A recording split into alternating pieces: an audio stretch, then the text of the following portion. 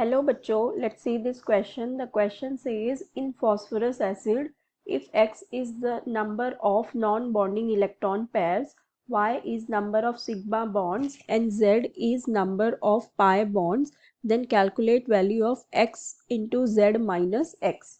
So in this question हमें क्या दिया हुआ है, हमें बोला है फॉस्फोरस एसिड में, ठीक है। फॉस्फोरस एसिड में अगर x है हमारा number of non bonding pair of electron और y sigma bond and z pi bonds, तो हम पहले देखते हैं हमारा फॉस्फोरस एसिड क्या है। फॉस्फोरस एसिड क्या होता है, फॉस्फोरस एसिड का फॉर्मूला होता है H3PO3, ठीक है। H3PO3 होता है।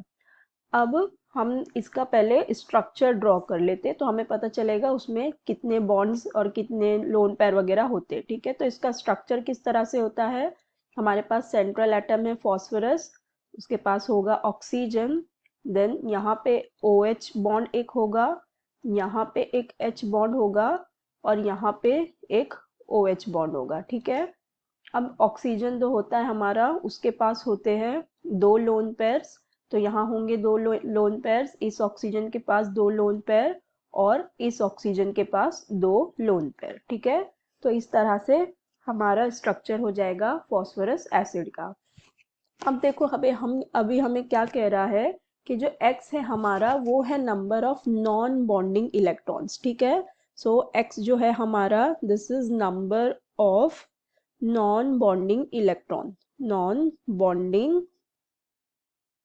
इलेक्ट्रॉन पेयर्स, ठीक है, नॉन बॉन्डिंग इलेक्ट्रॉन पेयर्स। सो अब देखो हमारा नॉन बॉन्डिंग इलेक्ट्रॉन पेयर्स कौन सा है, नॉन बॉन्डिंग कौन से हो गए इलेक्ट्रॉन, जो बॉन्डिंग में पार्टिसिपेट नहीं किए, मतलब ये जो ऑक्सीजन के इलेक्ट्रॉन हो गए, ये बॉन्डिंग में पार्टिसिपेट नहीं किए ना, तो ये हो गए हमारे नॉन बॉन्डिंग इलेक्ट्रॉन्स। सो हमारे पास नॉन बॉन्डिंग इलेक्ट्रॉन्स कितने हैं, 6 हैं, ठीक है, ये देखो 6 है ना। फिर हमारे पास है y क्या है हमारे नंबर ऑफ सिग्मा बॉन्ड्स, ठीक है, y क्या है नंबर ऑफ सिग्मा बॉन्ड्स। तो सिग्मा बॉन्ड्स क्या होते हैं, जो हमारे सिंगल बॉन्ड होते हैं उसे हम क्या कहते हैं, सिग्मा बॉन्ड। तो देखो सिग्मा बॉन्ड कितने हैं, एक ये हो गया 1 2 3, ये हो गया 4, ये हो गया 5, और डबल बॉन्ड में एक होता है सिग्मा, एक सिग्मा बॉन्ड होता है और एक पाई बॉन्ड से मिलके बनता है डबल बॉन्ड, तो ये वाला एक सिग्मा हो जाएगा 6, तो हमारा y भी कितना हो जाएगा 6, ठीक है।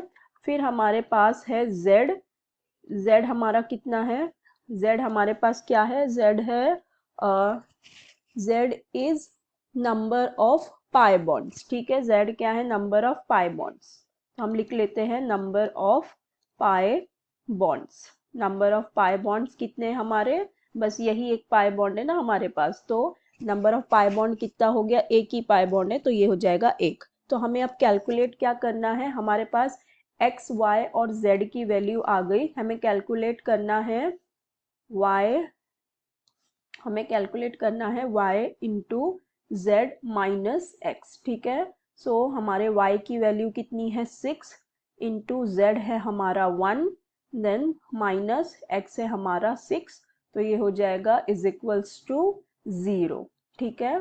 तो ये हमारा y into z minus x की वैल्यू कितनी आ जाएगी 0, तो इस क्वेश्चन का आंसर हो जाएगा 0। I hope you understood it well, best of luck, thank you.